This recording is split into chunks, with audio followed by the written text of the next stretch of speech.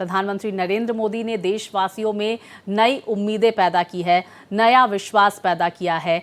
मोदी की लीडरशिप में देश नई संभावनाओं का देश बना है। सबका साथ सबका विकास का जो संकल्प किया था, उसने देश के आखिर छोर तक रहने वालों को विकास के साथ जोड़ने का काम किया है।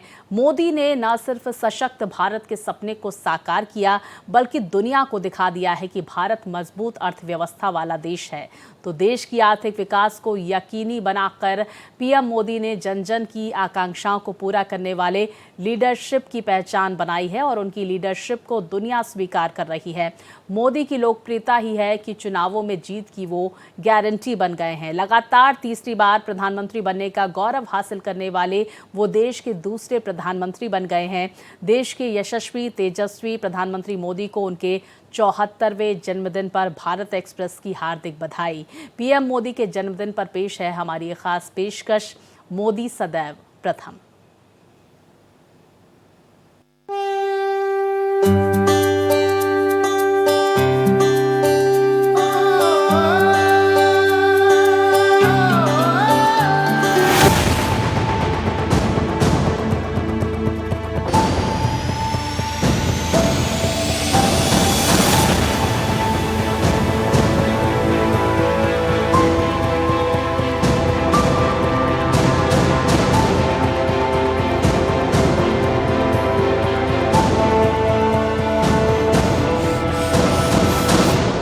सवा सौ करोड़ देशवासी की इतिहास की अमर कथा है। उन सवा सौ करोड़ देशवासियों में एक मोदी होगा, उससे ज़्यादा कुछ नहीं हो। ऐसी ही मोदी की पहचान हो, वो सवा सौ करोड़ में खो गया हो, सवा सौ करोड़ में लिप्त हो गया हो, इतिहास के किसी पन्ने पर नजर ना आता हो। अगर ऐसी जिंदगी जी करके जाऊं, अपने आप को पूरी तरह खपा दूं, आहुत कर दूं, तो उससे बड़ा जीवन का आनंद क्या होगा। प्रबल, समर्पित, गतिशील, आकांक्षाओं आशाओं के प्रतीक, ऊर्जावान और दृढ़ निश्चय, जिनकी गारंटी में दम, जिनके लिए राष्ट्र प्रथम। मोदी ने लोगों का जीता मन, देश के लिए मोदी का तन मन। तीसरी अर्थव्यवस्था बनाने का प्रण। लक्ष्य कठिन से कठिन क्यों न हो, चुनौतियां बड़ी से बड़ी क्यों न हो, भारत जब ठान लेता है तो कोई भी लक्ष्य असंभव नहीं होता है।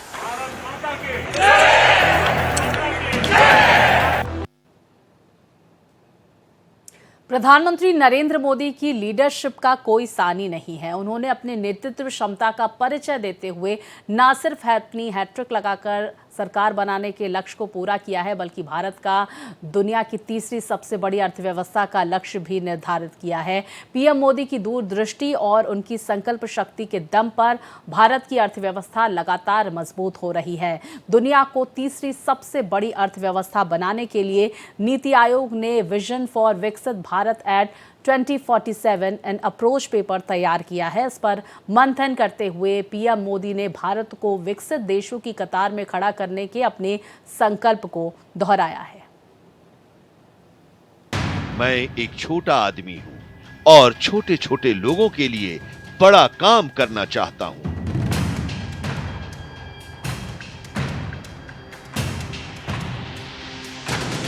मैं नरेंद्र दामोदर दास मोदी। मैं नरेंद्र दामोदर दास मोदी ईश्वर की शपथ लेता हूं कि मैं विधि द्वारा स्थापित भारत के संविधान के प्रति सच्ची श्रद्धा और निष्ठा रखूंगा।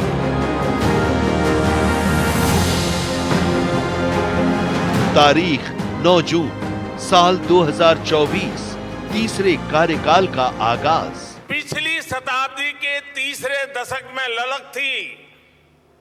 लक्ष्य था स्वराज्य का।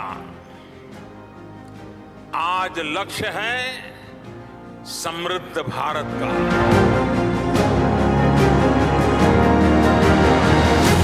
मैं जितना आपका आभार व्यक्त करूं उतना कम, और मैं विश्वास दिलाता हूं कि मैं आपकी आशा अपेक्षाओं को पूरी करने में, परिश्रम करने में कोई कमी नहीं रखूंगा। ये दिन इतिहास के पन्नों में दर्ज हो चुका है। ऐतिहासिक इस लिहाज से कि लगातार तीसरी बार प्रधानमंत्री बनने का गौरव नरेंद्र मोदी को हासिल हुआ। तीसरी बार इस पद तक पहुंचने के साथ ही नरेंद्र मोदी ने देश के पहले प्रधानमंत्री जवाहरलाल नेहरू की बराबरी करके इस बात को साबित कर दिया है कि वो देश के सर्वमान्य लीडरों में से एक हैं। वो देश की 1.25 अरब से ज्यादा भारतीयों की आकांक्षाओं और आशाओं के प्रतीक हैं, और जिन्होंने देशवासियों को सदैव राष्ट्र प्रथम होने का गौरव कराया है, जिन्होंने लोगों की उम्मीदें बढ़ाई हैं और इस बात का यकीन दिलाया है कि वो दुनिया की तीसरी अर्थव्यवस्था वाला देश बनाने तक न रुकने वाले हैं, न थकने वाले हैं और न ही पीछे मुड़कर देखने वाले हैं। मेरे लिए जन्म सिर्फ और सिर्फ वन लाइफ वन मिशन, और वो है मेरी भारत माता। ये मिशन है 140 करोड़ देशवासियों के सपनों को पूरा करने के लिए खप जाना। अपनी तीसरी पारी का आगाज करते हुए उन्होंने सबसे पहले देश की आर्थिक समृद्धि को सुनिश्चित करने की दिशा में कदम बढ़ाया और नीति आयोग द्वारा तैयार किए गए vision for Viksit Bharat at 2047 an approach paper का मंथन किया। देश की आजादी के 100 साल पूरे होने तक भारत को विकसित देशों की कतार में खड़ा करने के इस महत्वाकांक्षी लक्ष्य को हासिल करने का अपना संकल्प दोहराया।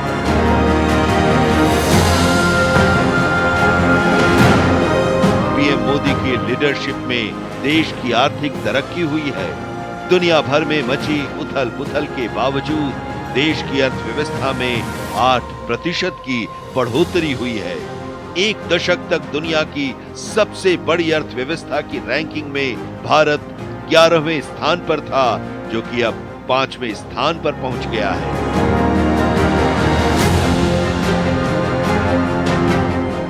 जनवरी मार्च 2024 में जीडीपी वृद्धि दर 7.8% रही, जो एक साल पहले की तिमाही में 6.2% थी। हालांकि अक्टूबर दिसंबर 2023 के मुकाबले मार्च की तिमाही की वृद्धि रफ्तार में नरमी आई है। दिसंबर तिमाही में देश की अर्थव्यवस्था 8.6% की उच्च दर से बढ़ी थी। संयुक्त राष्ट्र संघ ने जारी अपनी रिपोर्ट में भारतीय अर्थव्यवस्था की विकास दर के पूर्वानुमान में संशोधन कर 2024 में इसके करीब 7% की दर से बढ़ने का अनुमान जताया है। पीएम मोदी की लीडरशिप में भारत की दुनिया में सशक्त राष्ट्र के तौर पर पहचान बनी है, और ये इसी का नतीजा है कि भारत निवेशकों की पहली पसंद बनता जा रहा है। इस लिहाज से भारत के लिए दुनिया की तीसरी बड़ी अर्थव्यवस्था का लक्ष्य तय करना बड़ी बात नहीं है। यूएस इंडिया पार्टनरशिप फोरम के चेयरमैन जॉन चैम्बर्स ने भारत के लिए बड़ी भविष्यवाणी करते हुए कहा है कि पीएम मोदी का तीसरा कार्यकाल इस पूरी सदी के लिए फ्रेमवर्क सेट करेगा। सदी के आखिर तक भारत दुनिया की सबसे बड़ी इकोनॉमी बन जाएगा। इस विकास गाथा में अमेरिका उसका प्रमुख पार्टनर रहेगा। भारत की इकोनॉमी चीन से तकरीबन 2 गुनी हो जाएगी और अमेरिका से भी 30 से 40% आगे निकल जाएगी। तीसरे टर्म में दुनिया की पहली 3 इकोनॉमीज में एक नाम भारत का होगा।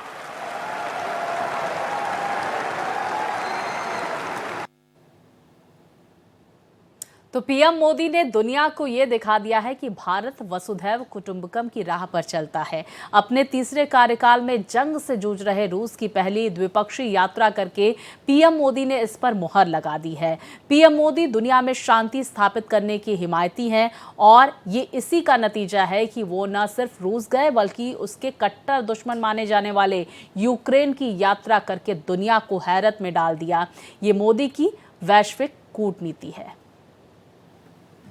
मैंने कहा था कि तीसरे टर्म के पहले 100 दिन देश के लिए अभूतपूर्व फैसले लिए जाएंगे। मोदी की सफल कूटनीति दुनिया की बदल रही नीति। दुनिया में मोदी की जयकार। बीते 100 दिनों में मैंने दिन नहीं देखा,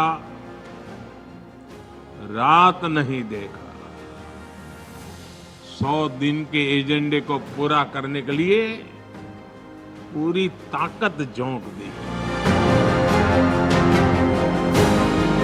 भारत ले रहा नया आकार।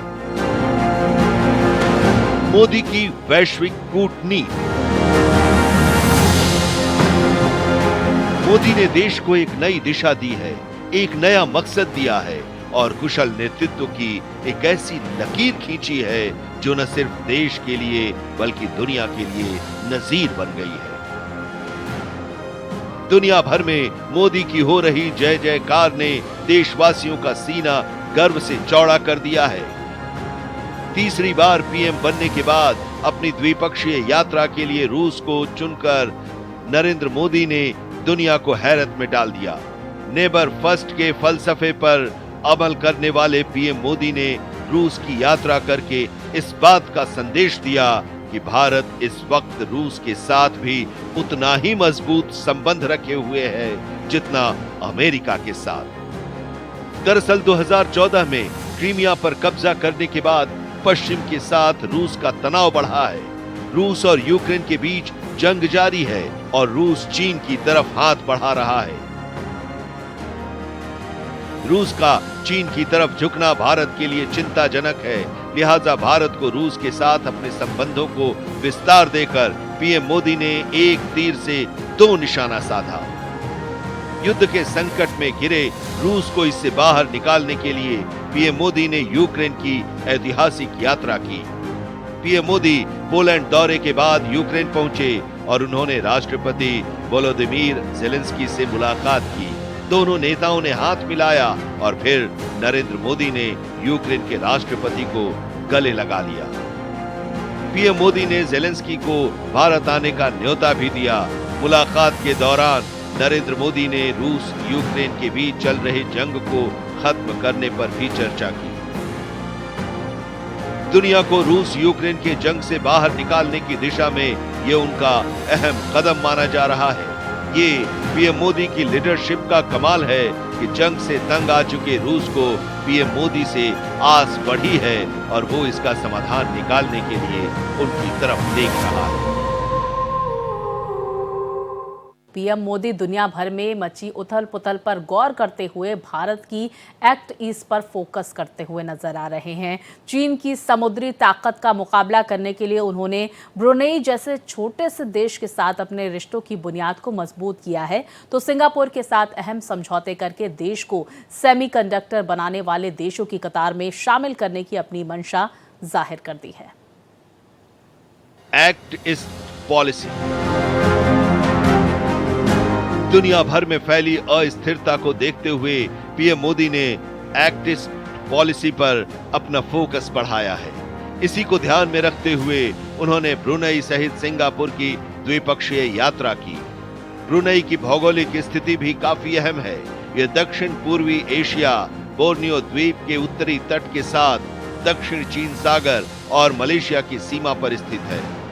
दक्षिण चीन सागर के जरिए हिंद और प्रशांत महासागरों को जोड़ने वाले महत्वपूर्ण समुद्री मार्गों के करीब है, लिहाजा भारत के लिए ब्रुनेई अहम हो जाता है। इस पॉलिसी के तहत भारत ने चीन के हिंद महासागर में बढ़ती समुद्री क्षमता का मुकाबला करने के लिए दक्षिण चीन सागर और हिंद महासागर में रणनीतिक साझेदारी का निर्माण किया है। प्रधानमंत्री नरेंद्र मोदी ब्रुनेई के बाद सिंगापुर पहुंचे, वहां पर भी उनका जोरदार स्वागत हुआ। इस दौरान पीएम मोदी भी कुछ अलग अंदाज में नजर आए। पीएम मोदी ने वहां मौजूद कलाकारों के साथ महाराष्ट्रियन धुन पर जमकर ढोल बजाया। इतना ही नहीं, वो खुद ढोल बजाकर प्रवासी भारतीयों के साथ झूमते हुए भी दिखे। सिंगापुर आसियान देशों में भारत का सबसे बड़ा ट्रेड पार्टनर है।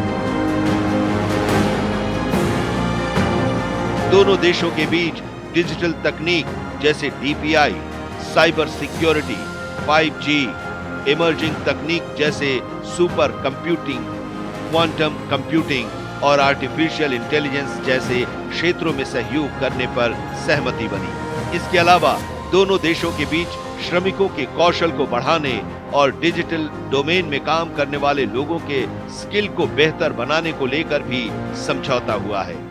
प्रधानमंत्री मोदी ने सिंगापुर के शीर्ष कंपनियों के सीईओ से मुलाकात की और भारत में निवेश करने की अपील की। उद्योगपतियों को संबोधित करते हुए पीएम ने कहा कि अगर दुनिया में सबसे तेजी से बढ़ने वाला कोई एविएशन सेक्टर है तो वो भारत में है।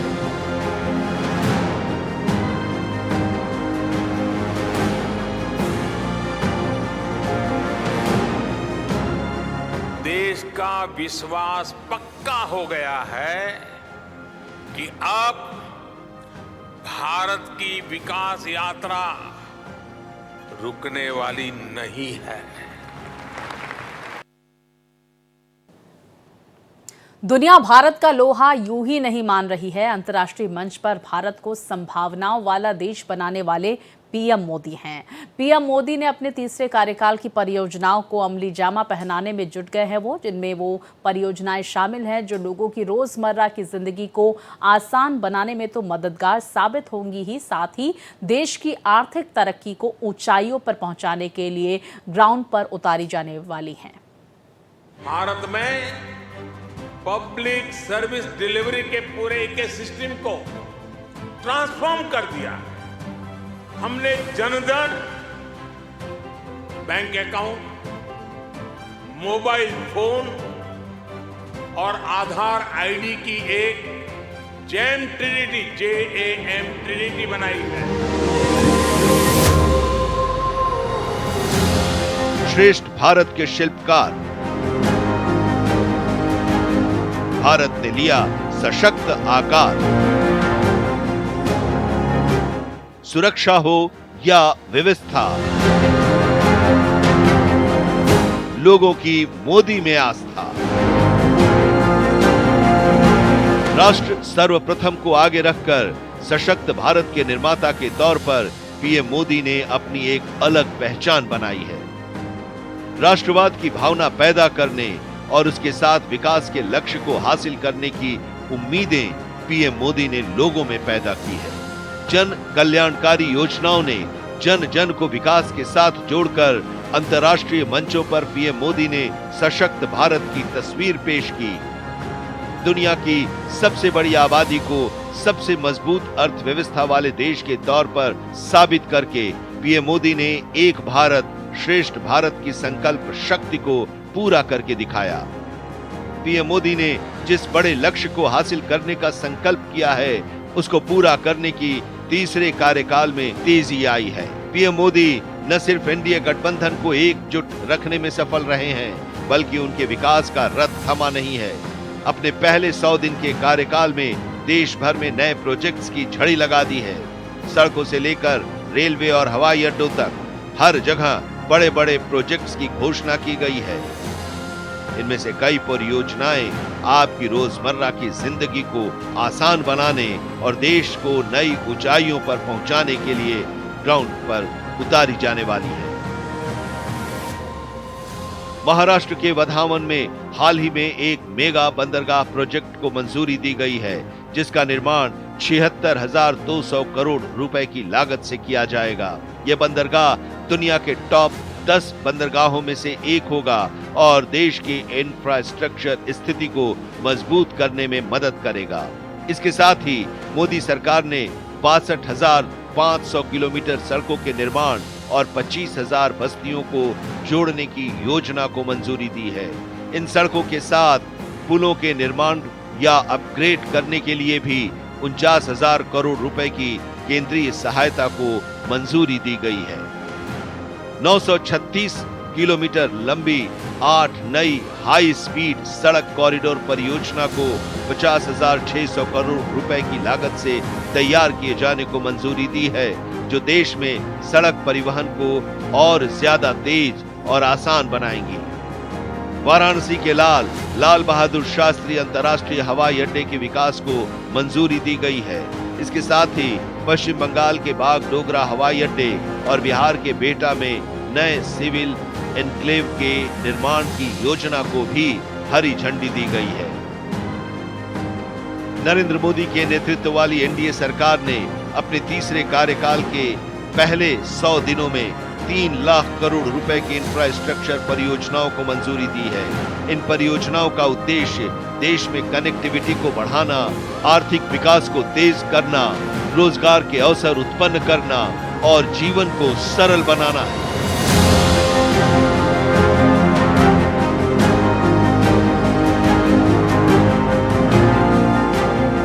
सशक्त राष्ट्र के निर्माण की दिशा में पीएम मोदी का ये अगला कदम है।